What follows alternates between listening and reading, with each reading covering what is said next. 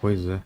E eu fico pensando também agora o efeito disso, como vai ser usado aqui no Brasil para o ano que vem, né?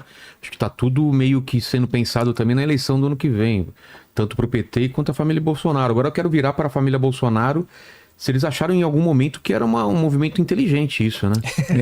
Porque será que eles não imaginaram que isso ia ter um efeito, um tiro pela culatra de vamos prejudicar o povo brasileiro e vamos comemorar isso?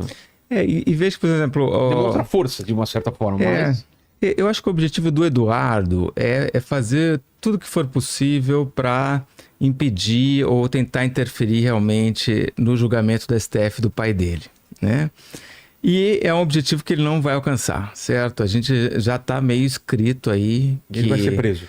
Setembro tem o julgamento, provavelmente vai ter uma condenação e provavelmente vai ter uma prisão domiciliar. Então, assim, o destino do pai dele não vai ser alterado. Agora, interessante a gente ver o que acontece agora com o Eduardo Bolsonaro, né? Porque o Eduardo Bolsonaro...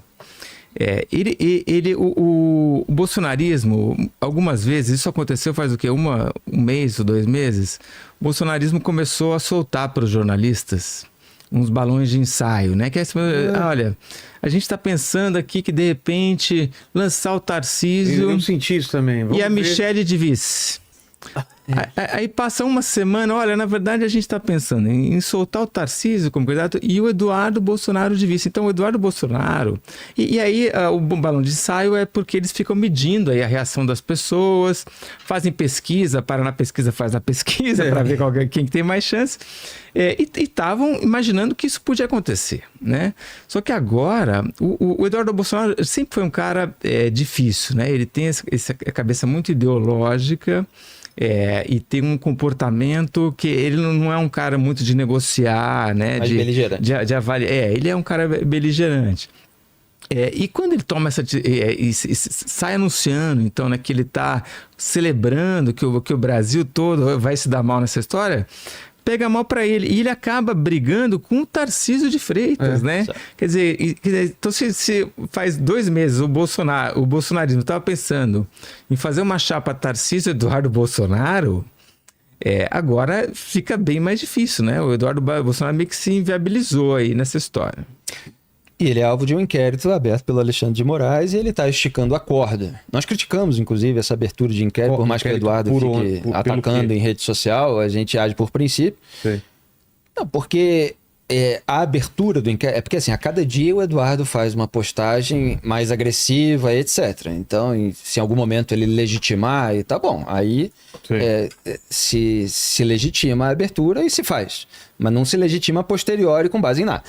É claro que o Moraes tem essas atitudes que fortalecem a narrativa bolsonarista porque são autoritárias. Então, para falar do inquérito aberto pelo Moraes contra o Eduardo Bolsonaro, sobre o Eduardo Bolsonaro, o Lula e toda a esquerda, na verdade, na época em que o Lula era alvo da Lava Jato, fez campanha internacional a dar com pau até não poder mais. Na verdade, continuou fazendo. E até hoje faz, para tentar reescrever a história. E a gente até pegou vídeo do Guilherme Boulos em Portugal, falando sobre todas as iniciativas em vários países diferentes, entendeu? Então eles recorreram à ONU, aí saiu lá um comitê amigo de aliados, eles disseram que era uma decisão do Tribunal da ONU, eles falsearam tudo. Eu lembro. Recorreram a parlamentares americanos, a imprensa amiga internacional, para dizer que ele era um injustiçado, etc. Então, assim, fazer articulação internacional, quer dizer, o político ir para fora do país, para tentar legitimar a sua narrativa a partir de fontes externas, sejam eram políticas, midiáticas, angariar apoio de partidos estrangeiros. Você pode discordar de tudo que o político está fazendo, mas não é uma coisa criminosa, a menos, claro, que tenha um crime. Quer dizer, que as pessoas comecem a fazer alguma coisa aqui contra o Brasil de uma maneira assintosa.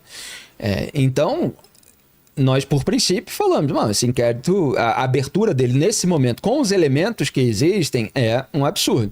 Agora, algumas pessoas já começam a falar assim, mas espera aí, ele está confessando que ele está pressionando, aí você tem a medida que é realmente contrária aos interesses do Brasil e ele está lá assumindo a autoria daquilo. Ele declarou para um jornal brasileiro, estou aqui pressionando o Moraes, quero pressionar, ele confessa isso, né? Então, você tem esse caso em relação ao Eduardo Bolsonaro. Mas aí, vamos para o Tarcísio. O que acontece, né? O Tarcísio, ele ficou próximo do Bolsonaro. Ele tem ali uma gratidão pessoal e tal, que eu lamento, por ter sido ministro da infraestrutura, por ter sempre sido apoiado pelo Bolsonaro, etc., que faz ele passar pano, ele fazer vista grossa a todas as condutas individuais do Bolsonaro e dos integrantes da sua família. E ele vê isso também como uma estratégia para 2026, se manter ali, para ter o voto dos bolsonaristas mais fidelizados, etc., porque sabe que o resto todo que tem críticas ao PT acaba votando contra o PT, então tenta manter o pé em cada lado, né? Não sendo um bolsonarista raiz, eu vou agradar aqui aos eleitores mais moderados, mas eu não posso perder o apoio dos bolsonaristas mais radicais. E aí foi isso que aconteceu. O Eduardo e os porta-vozes dele, alguns estão nos Estados Unidos, outros atuam nas redes sociais pelo Brasil, passaram a atacar o Tarcísio por ele ter ido a uma reunião com um representante, um encarregado de negócios da Embaixada dos Estados Unidos no Brasil, para negociar. Então, qual é a cronologia que aconteceu? Quando saiu a tarifa do Trump, o Tarcísio fez uma postagem na rede social acenando para o Bolsonaro. Aí ele fez lá, jogou o confete para a bolha bolsonarista. Aí o Trump é culpa do governo Lula, Bolsonaro é injustiçado, essas coisas assim, né? Nesse tom, não estou falando com as mesmas palavras. No dia seguinte, ele já mudou o tom completamente numa coletiva de imprensa. Não, vou defender o Estado de São Paulo, é claro que a tarifa é algo ruim para o Estado de São Paulo, os Estados Unidos são o maior destino de exportação industrial do Estado de São Paulo, eu tenho que defender aqui os interesses da população, etc. É um discurso completamente diferente do discurso do Eduardo Bolsonaro, que já tinha sido feito de várias formas naquela ocasião, e dos discursos que se seguiram do Jair Bolsonaro e do Flávio Bolsonaro. Depois a gente tem que falar até especificamente, porque é bizarro. Aí depois se veio à tona, né, pelo jornalismo do bastidor, que o Tarcísio, sentindo que não dava para ficar defendendo uma tarifa que prejudica o empresariado, a indústria paulista, ele foi para uma reunião com Jair Bolsonaro para dizer, olha, vou ter que defender. Isso já é bizarro. Você imagina, o governador ter que falar para o político, olha, pedir permissão. Não vai dar para eu ficar contra o meu estado, ficar contra o meu país, entendeu? Sei que seu filho tá lá e tal, que você tá aí preocupado com a cadeia, mas se eu fizer isso, acabou, né? Não vou ter chance de nada, nem de reeleger 2026 como governador. E tem uma questão prática, né? Objetiva, tem um prejuízo pro setor ali direto, né? Então, o Bolsonaro teve que aceitar, sabe-se lá o que o Bolsonaro falou naquela reunião, mas ele teve que engolir esse sapo. E aí, mesmo sendo atacado, porque a gente monitora as redes sociais, a gente sabe quem é quem ali, a gente vê os ataques dos aliados do Eduardo Bolsonaro, e depois o próprio Eduardo Bolsonaro acabou reforçando ali, de uma maneira não tão diretamente, nominalmente hostil, mas se referindo a encontros e tal. Até hoje, ele declarar para um jornal que considerou, olha só, ele falou assim, é um desrespeito comigo. Essa foi a frase dele, que o Tarcísio quis fazer uma negociação lateral, enquanto o filho do presidente está exilado nos Estados Unidos. Primeiro, ele não está exilado, ele que foi para lá. Está indo, inclusive, repito, a festa de rodeio e a Disney, sustentado lá pela vaquinha do pai. Quando ele saiu daqui, não tinha nenhuma investigação aberta sobre ele. Tinha um pedido do PT, o PT faz pedido de qualquer coisa, entendeu? Que depois acabou sendo arquivado. Ele foi alvo de inquérito pela articulação que ele fez lá. E ele falando que é um desrespeito com ele, o governador do estado de São Paulo, coração financeiro do Brasil, defendeu o Brasil, defender São Paulo. Então, quer dizer, o interesse personalíssimo do Eduardo, da família Bolsonaro, ele é superior ao interesse público dentro do Brasil. Então eles estão dispostos a sacrificar o país, a sacrificar o Estado que elegeu o Eduardo. Em nome da defesa do pai, em nome desse instrumento de chantagem internacional que se tornou a tarifa de 50%. Então aí, voltando para a sua pergunta, perspectiva para 2026. Pois é. Bom, o Tarcísio fica equilibrando dois pratos. E a questão é a seguinte, o quanto isso é compatível? Porque assim, você governar com responsabilidade e agradar ao bolsonarismo São atos incompatíveis. Mas, se você for um grande malabarista e tal... Até agora deu certo.